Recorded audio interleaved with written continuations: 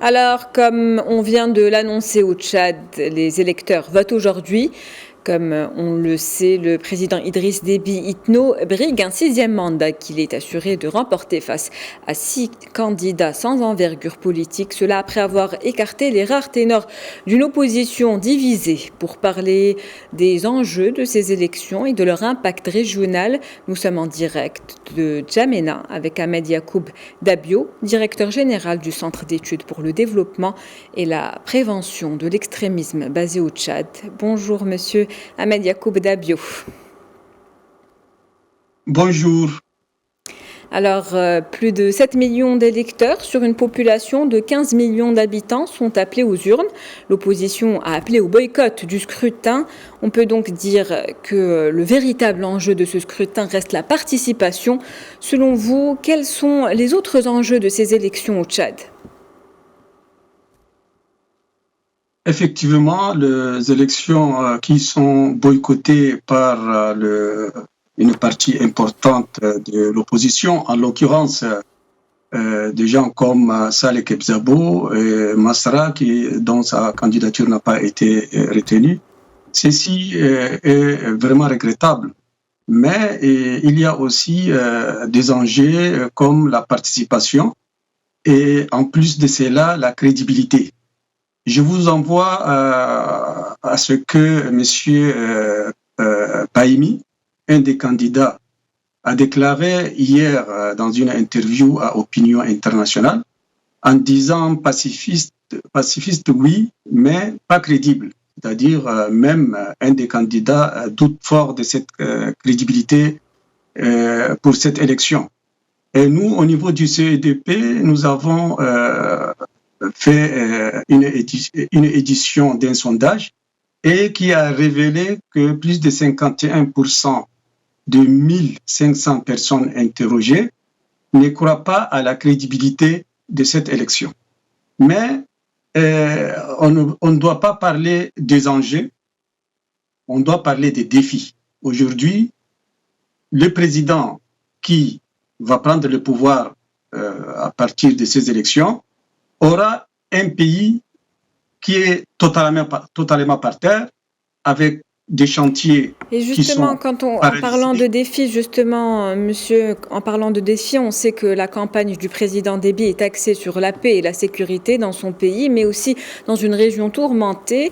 Le Tchad est un acteur de taille dans la lutte contre le terrorisme au Sahel. Comment peut-on expliquer ce défi majeur que le président s'est donné, celui de ramener la paix dans le pays ? Vous savez, la paix et la sécurité, on reconnaît que le président Déby a eu à renverser un dictateur comme le président Hissène Habré.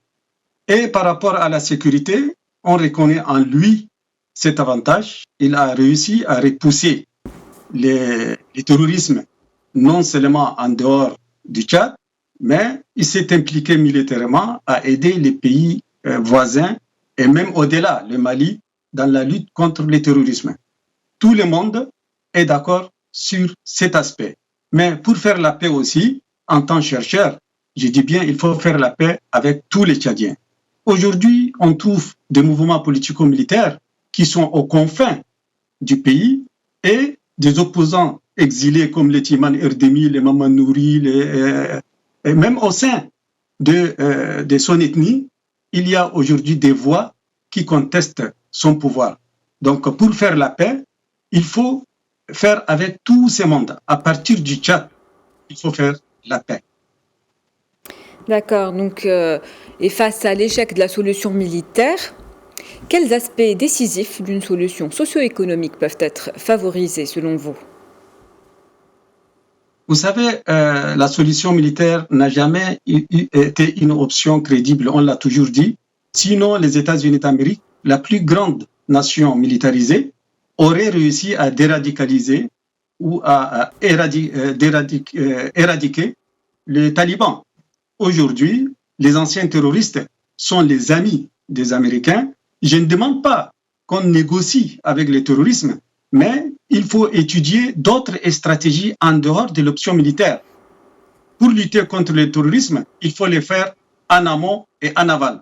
en ce qui concerne spécifiquement le Tchad, sans parler de l'espace du G5 Sahel, il faut rassurer la jeunesse qui est aujourd'hui désœuvrée, et je l'ai dit la dernière fois, en engageant une stratégie de formation professionnelle, et je prends le cas toujours du Maroc, qui a réussi à absorber la jeunesse en engageant 1 million de jeunes dans le volet de la formation professionnelle. Il faut aussi améliorer les droits de l'homme. Ouais. En parlant de la jeunesse, justement, il y a cette citation: les diplômés chômeurs, ne perdez pas espoir, nous allons travailler ensemble. C'est ce qu'a promis le président sortant du 3e pays le moins développé au monde, où le chômage touche 22 personnes des moins de 25 ans selon la Banque mondiale. D'après vous, comment endiguer l'attrait des terroristes jeunesse? Comment? Vous savez, le président Idriss Déby n'a pas 6 ans au pouvoir. Il a 30 ans au pouvoir, et s'il n'a pas réussi à résoudre ces volets en ce qui concerne la jeunesse, il serait difficile de croire qu'il aura la possibilité de le résoudre. Il a déjà promis l'intégration de 20 000 jeunes. Il n'a pas réussi à intégrer 20 000 jeunes, mais c'est seulement 7 000 jeunes. Aujourd'hui, l'État est par terre. Les chantiers sont paralysés.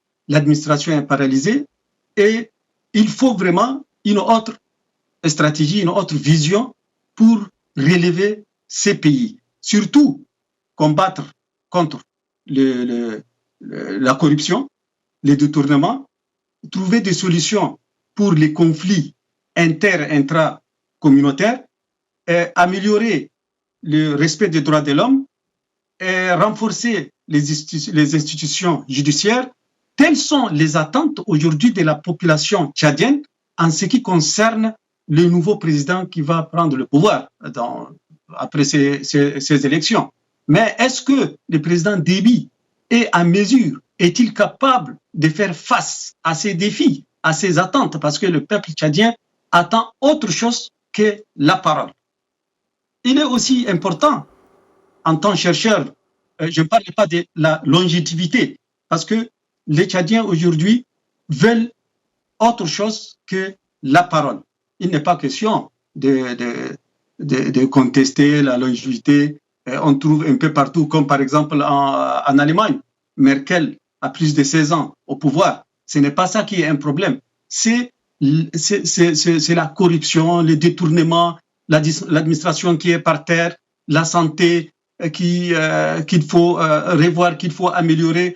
Tout ça, ce sont des chantiers que le nouveau président doit faire face. Très bien. Merci Ahmed Yacoub Dabio pour cette intervention. Je rappelle que vous êtes le directeur général du Centre d'études pour le développement et la prévention de l'extrémisme basé au Tchad. Merci à vous.